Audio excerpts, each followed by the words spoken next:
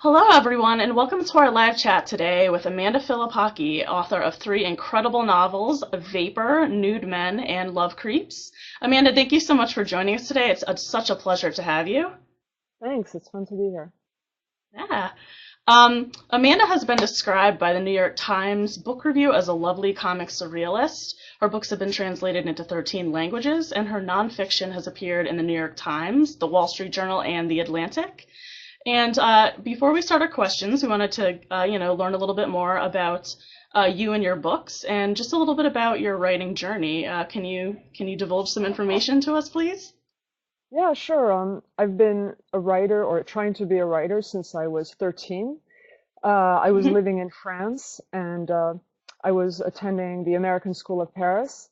And Oh. there was a creative writing class where you had to write one short story a week. And I had never written any fiction before then, so I Hmm. was forced, and I discovered this little talent I had that I didn't know I had. And it gave me such a high, the feeling that people loved my stories more than anything else I had ever done in my life. And that's when I decided I wanted to keep writing, to keep getting that high. Fantastic. Um, August has a question. She or he says, you have three novels that were released as ebooks, and can you tell readers a little bit about Nude Men, Vapor, and Love Creeps? Yeah, Nude Man is about a man, a 29-year-old man, who's sort of normal. He's not a pedophile, at least not to start out with. And then suddenly Hmm. a very sexy, mature 11-year-old girl starts coming on to him, and I explore his discomfort, his attraction, which makes him very horrified and uncomfortable. And Hmm. so that book explores that. And then Vapor is is kind of a book about willpower, because a lot of people I know who are artists or writers wish they had more willpower and they wish they were more disciplined. So this is a book about a woman who gets kidnapped to make her greatest dream come true, which is to become a great actress. So for 9 months, the guy who kidnapped her trains her against her will, and to become a great actress. And then Love Creeps is a novel about obsession, romantic obsession, what happens when people become Hmm. obsessed with each other. And also, I show that actually it can be quite fickle, even when people are really obsessed for months or years. Hmm. Then one day they can just get interested in someone else. So that's basically the topic. Excellent. August also just wants to know, how did you come up with the ideas for these three books? Was it something that just kind of popped into your head one day? Was it, something that you saw that inspired you? Well, for the first one, Nude Men, I was doing my MFA at Columbia, and I had to turn in some pages, so I wanted to do the beginning of a novel. And I just Hmm. didn't know what to write about. And I thought, Hmm. well, why not? Why not that? I find it kind of interesting. So Yeah. that's that's how that one came about. And the next one, I decided to pick a word randomly out of the dictionary. That was for vapor. And I decided that whatever word I would land on, I would create a first event for the novel inspired by that word. So the word was selfless, and I came up with the idea that a woman is in the subway at night and she sees a man being attacked, and she decides to try to save him because she has a pepper spray with her. So she saves Hmm. him, and that's how he ends up wanting to, he's very grateful. He wants to pay her back. And so that's why he kidnaps her to make her greatest dream come true, which is to become a great Hmm. actress. So that's how those two came about. That's very fascinating. And we know that in Vapor, the one of the main characters, he creates clouds. Mandy wanted to know, have you ever seen the indoor clouds created by artist Smild Bernot? And if so, what do you think of them? I haven't Very seen them in real. interesting. Yeah, I haven't. They're really beautiful. The pictures are great. I haven't seen them Hmm. in real life, but uh, when he started making these clouds, people started emailing me. My fans started saying, "Hey, did you see Oh, this? It's wow. amazing!" So, but then I read up about him more, and I discovered. I guess a lot of people know this, but these clouds are they last that way only 1 second or two, just long enough to Yeah. take the picture, and then they're Hmm. gone. So, Very. but I think they're really beautiful. Yeah, very fleeting, beautiful artwork. Yeah. Matt wants to know, where do your titles come from? Were there any other titles in the running for any of your books before the final was chosen? Nude Men, as I said, I wrote at Columbia and I needed a title for my chapter. And so off the top of my head, I thought Nude Men. It was appropriate for the first chapter. I was a bit apprehensive about calling it that though and handing it to workshop because at the time it seemed very daring to me. And, but Mm-hmm. everyone loved it. So that, so I decided to keep it. Then, Vapor, I did have an alternate title for a while. It was The Mm-hmm. Liquid Angel. But then Mm. I kept it at, I actually a list of hundreds of possible titles and I was taking polls with people and to see which ones they liked best.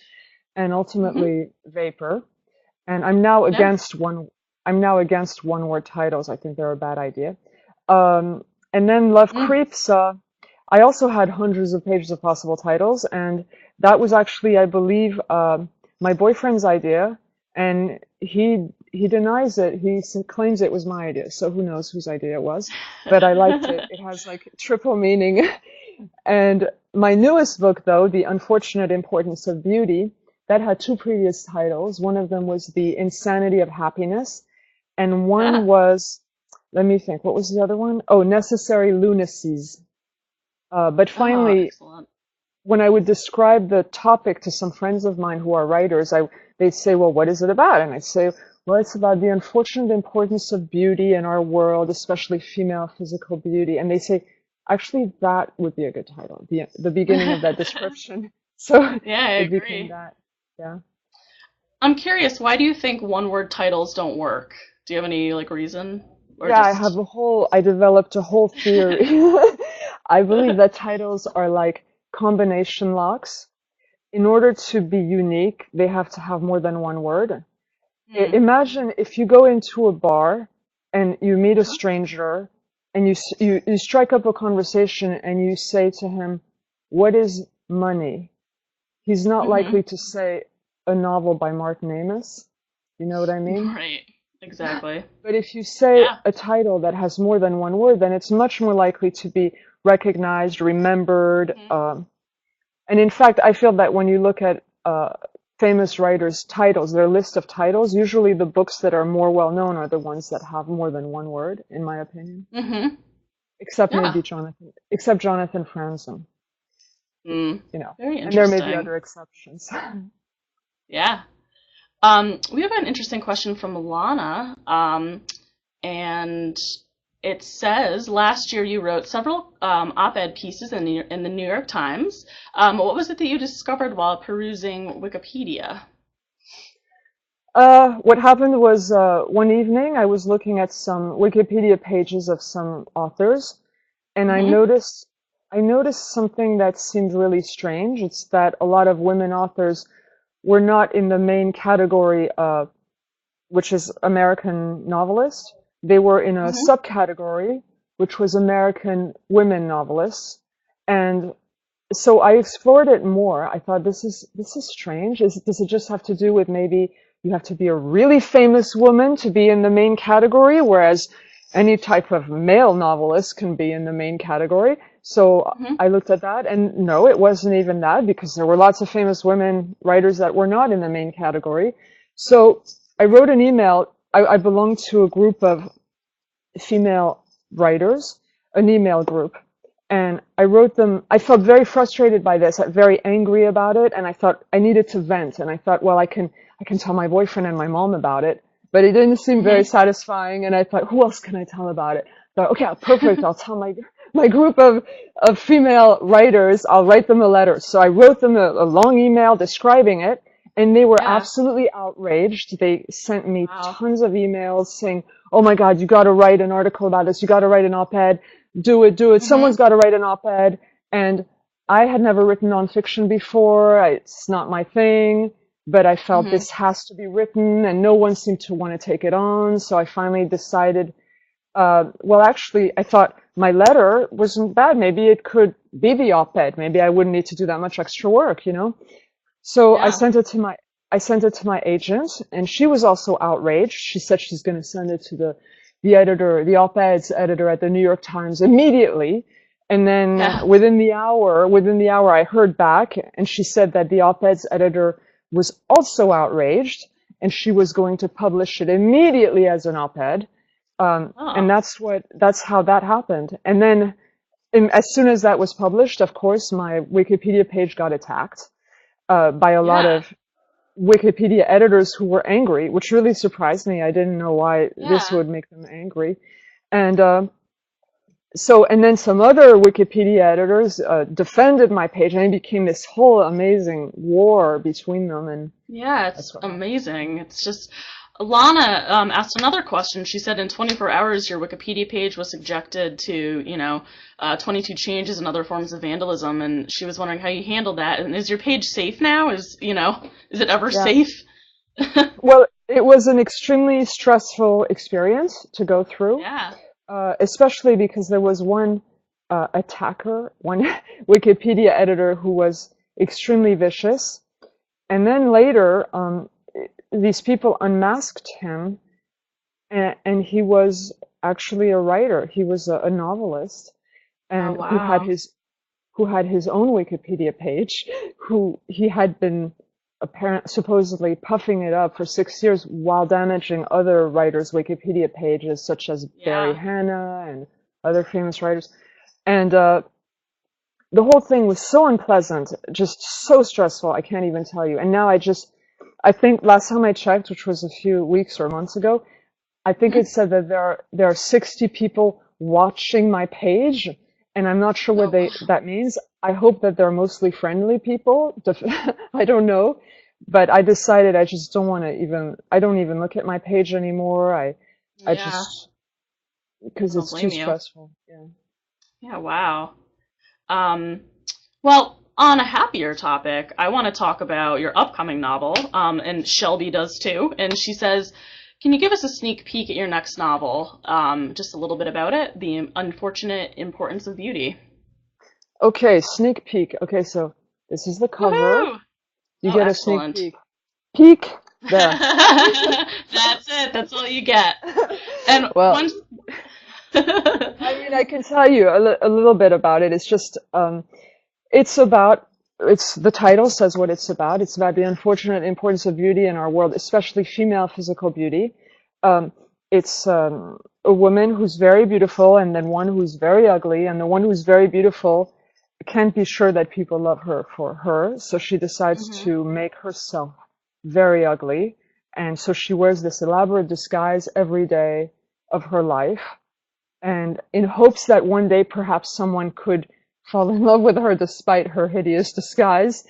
And Mhm. of course, the years go by and it doesn't really happen. And the very ugly one is madly in love with a guy who values physical beauty a lot. And Mhm. so she goes to great lengths. She's extremely talented. She's an amazing musician, and she tries to use her music to seduce him. Oh, fantastic. And when would we expect, when's the release date? When would we expect to see that? That's February, mid-February. Exciting. You guys heard it here first. Um, it's very exciting. Elise has a question about Nude Men, and she says, how do you think people receive Nude Men today as compared to its initial release? Uh, it has occurred to me that perhaps people would be more disapproving or more shocked today. Hmm. I think that I'm more disapproving of it than I was when I wrote it, because I was Hmm. really young. I was like 21, almost still a child myself. And now it shocks me more I'm older now, and it does shock me more than it did before.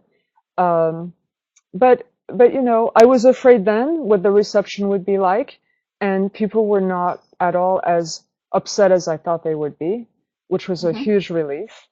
Uh, and nowadays, so far I mean, it came out as an ebook in June, and so Hmm. far I haven't gotten any, insults or anything like that. So I think it's okay. Yeah, that's always a good thing. Absolutely. Now, one of your books focuses on one of the themes. There's, stalking, occurring. And I don't know if you heard about, I heard in the news today there was a piece about a writer who stalked a blogger. It was really really intriguing because she gave her a 1-star review. So I just thought it Oh was something. yes, Yeah. So I think I read that. Yeah. I think that there's also like a new TV show on. It's called Stalker, I think. So what do you think people's obsession is kind of with the whole stalker mentality and just books about that? And I find it very fascinating. Yeah, it is very fascinating. And what I find very fascinating is that, and frustrating, is that in French, because I'm half French, in French, Yeah. the word stalking doesn't exist. So this was very Right. difficult for the translation of my novel, Love Creeps. It's all Hmm. about stalkers and stalking, and there's the word Ah. stalking a million times in the book. And Huh. the big dilemma was what word are we going to use in French to translate stalker because it doesn't Hmm. exist.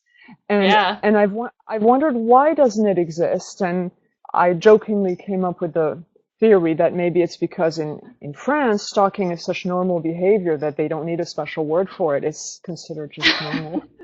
Yeah, I was also going to ask you what you thought in other countries if it's just perceived differently. If like I know America, you think someone's following you, there's restraining orders everywhere. I don't, I find it interesting that there's kind of a different take on it, perhaps. Yeah, the other countries other than France, I really don't know. And I Yeah. also I haven't lived in France since I was 17, so I'm a bit out of it now. Hmm. So I don't really know, but I do find it a very interesting topic. And that writer who stalked the blogger, oh my God, and reading the Yeah. comments on that article afterwards was fascinating. I know. I know. Speaking of reviews, do you read reviews? Do you follow all the reviews that people put up there, or do you try to ignore them? I know everyone's different when it comes to that. Uh, so far I've read them because I haven't really gotten any bad. I've been very lucky. I haven't really gotten any Yeah. bad reviews so far, except maybe one, but it was counterbalanced by so many good ones that, it's easy Yeah. to take one bad review when you have lots of bad ones. I mean, one good Exactly. review, one bad, yeah. But I think that if the day comes when I start getting quite a few bad reviews, I hope that never happens, but I think I will Hmm. perhaps stop reading them because I think it would be very upsetting. Hmm. Understandable. Susan wants to know, would you say that your books are plot or character driven for the most part? Uh, both, I think. Hmm. Um, when I come up with the plot, I come up with the characters at the same time. Uh, I am very fond of plot, but more as a way to Yeah. create very original situations. And I'm very drawn by originality, and I'm always trying to be original. And I think sometimes Hmm. that can be a little bit of a handicap because when you come up with really unusual situations, then the result is that perhaps readers can't identify with them as much. It's not very familiar to a lot of people. Hmm. Um, Shelby Ann has a question. She says, out of your 3 books, which one would you like to see turned into a movie? Interesting. Uh, well, it's a toss-up between the one that is likely to be turned into a movie because there's something very exciting going on right now. I'm in the dark Oh, there. there you uh, are. yeah, it's that Love Creeps is I think about to be optioned to be made into a movie starring Charlotte Gainsbourg and Hmm. her husband Excellent. Yvan Attal, who is French director and actor. He's gonna Hmm. perhaps direct it in New York, and they're gonna get Neil LaBute to write it, who, if he likes it enough, but he's very It's interested fantastic. to read it. So that's gonna be amazing if that happens. Uh, Yeah. but the one I would love to see in a movie, of course, is the new one, Hmm. mostly because it's the new one, so that would be exciting. Fantastic. Um, Jessica wants to know which character from the 3 books do you relate to the most or the least, I or would not at all? say, yeah, my three characters from the 3 books, I would say pretty much equally. The little girl in the first book, who's Hmm. 11, I relate to her because when I was 11, I kind of, I don't know if it's too daring to say this, I'm debating, but I think it's okay. I kind of wanted to have sex as early as 11, and I never Mm-hmm. actually ended up doing it until I was 18 because my mom said, oh, you gotta wait till you're in love. It's much better if you're in love. So I thought, oh, okay, I'll wait till I'm in Right. love. God. Then, then for vapor, I can relate to her because I'm always struggling with my own discipline, you know. As many people know, it's taken me way too long to write each book, many, many years. The Mm-hmm. last one, like, I don't know, I don't even want to say it, it's embarrassing. So sometimes I wish someone, but no, I don't really mean it, but I kind of wish someone would kidnap me and force me to work against my will, but I didn't mean that. Then, the last one, Love Creeps. I can identify with people who become very obsessed with, oh, I'm in the dark. Hang on, I'm gonna fix that. Oh, Oh, it's not sure. fixing. Okay, well, usually it fixes. Okay, I'm coming back. Oh, now I can see you Um, better. yeah. Uh, I can relate with getting obsessed with things, like either things or Yeah. people and all that, and then you just have to get out of it and think of something else. But Yeah.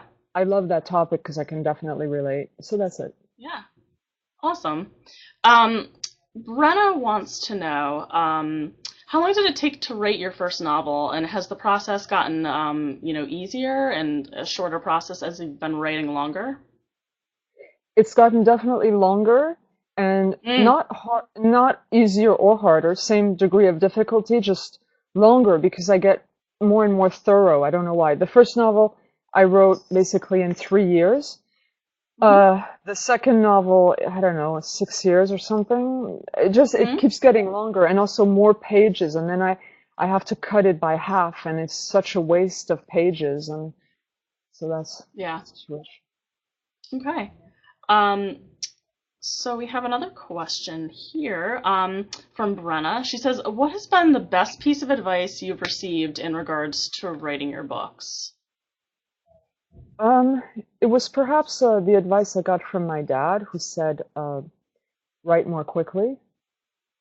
Yeah. He said, because he said, if you take too many years between books, you lose your audience or your fans or Hmm. whatever. And that's probably true. And I've tried, to write more quickly. I try. I'm always struggling with that. And maybe one day I'll succeed. You never know. Yeah. But I guess that's the best piece of advice. Not bad at all. Jeffrey says, "What are some of your favorite satirical novels? And which ones do you find the most instructive as a novelist, if you have any?" Um, well, I don't really.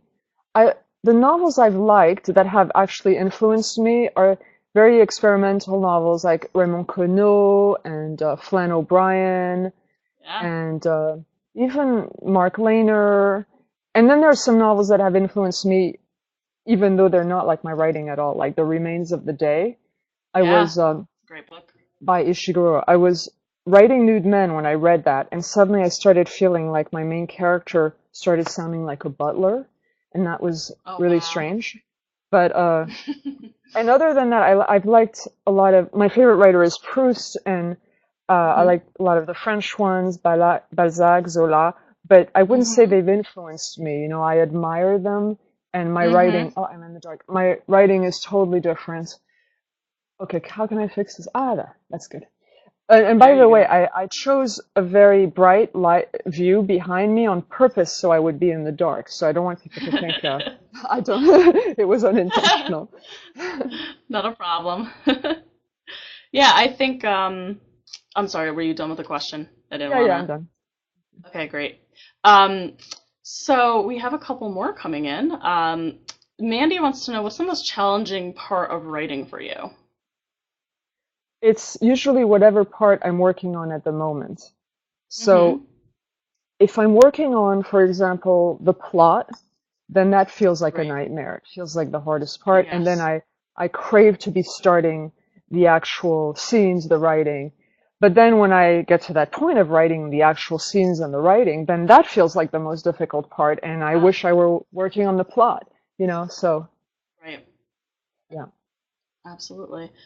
Jessica wants to know, are there any other genres that interest you? Would you ever write something as far away, as romance or thrillers? Is there anything else that you've thought about writing?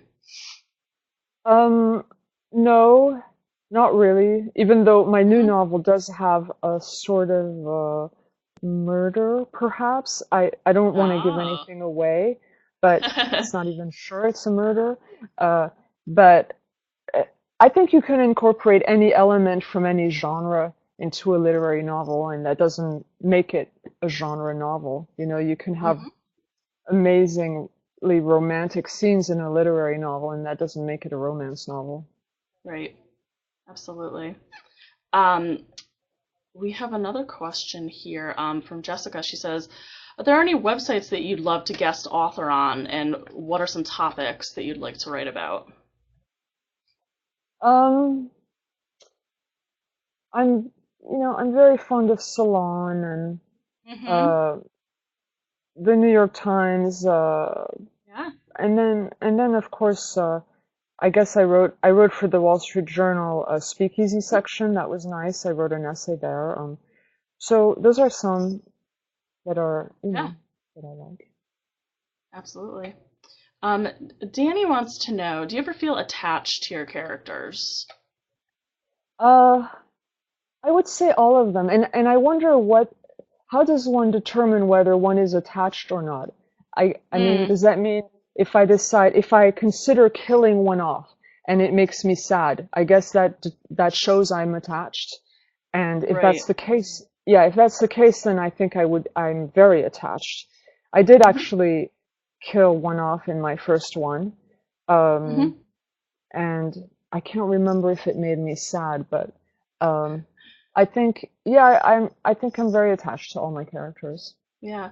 I wonder if she also means, have you ever felt like you'd want to continue a character on into a new book, perhaps? Oh You yeah, know, if you.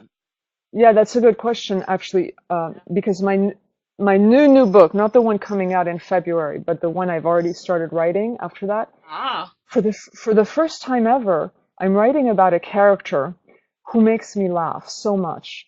Every time I sit down to write, I start snickering and chuckling because he is That's so great. ridiculous. He's such a doofus. Hmm. He's just so ridiculous that it's a joy to make fun of him constantly.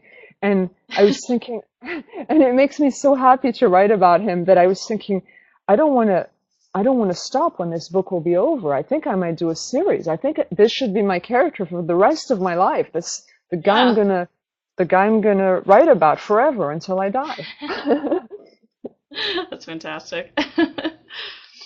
Mandy has a question. I think that it's probably in reference to choosing names in books. She says, would you say that you're good at anagrams?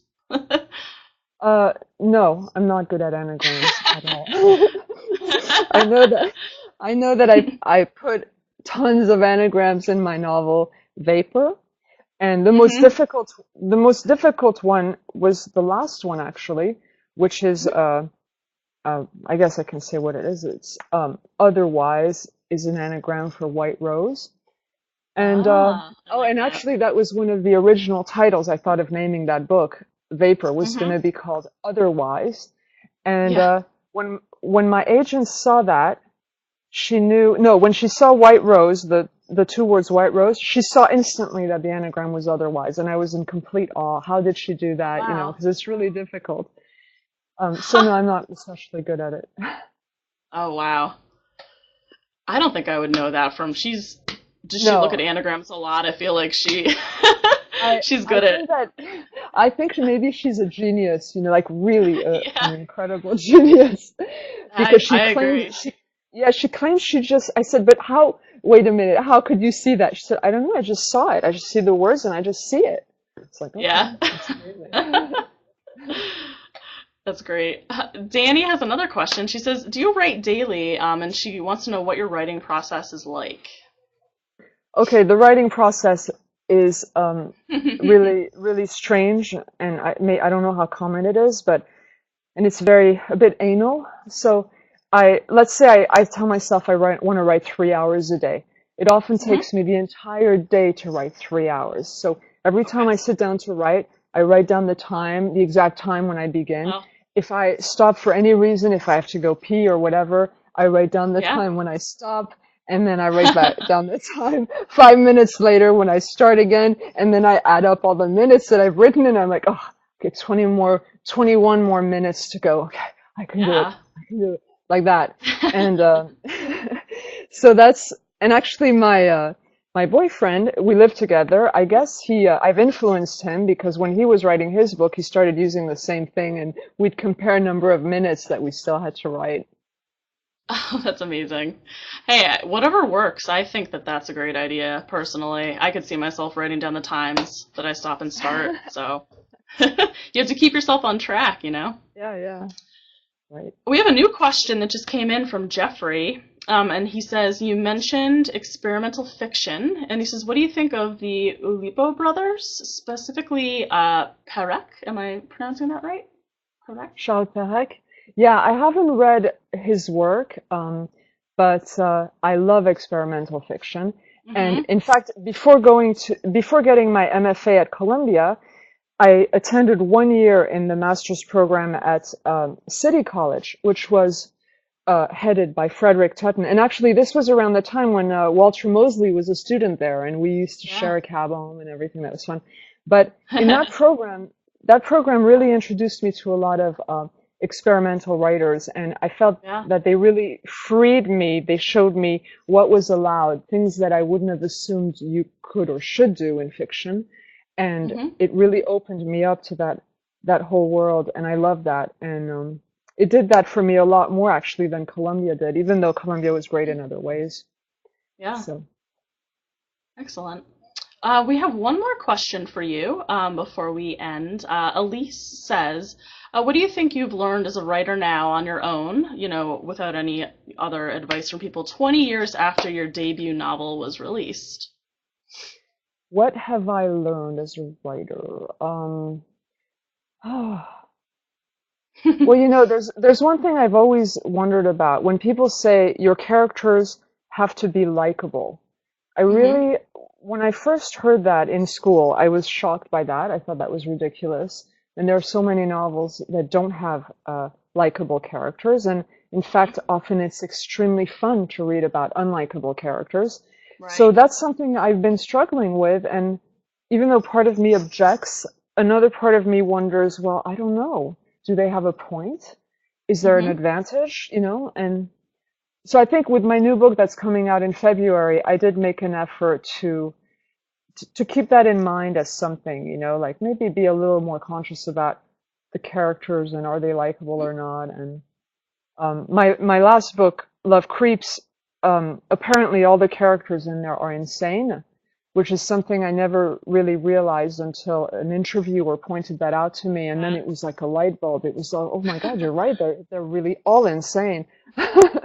So so I think I'm going to be more aware of that too. Just be aware. All the characters, are they insane or not? And if they are, do you want that? Hmm. So, Yeah, yeah. absolutely. Fantastic ending to a great chat with you. It was so great to have you here, and we're looking forward to all your upcoming work. And we just wanted to say thank you again from BookTrib. Thanks a And lot. we'll hopefully have you back on sometime soon. We'd love to have you. Thank you. Thanks. Bye. Bye.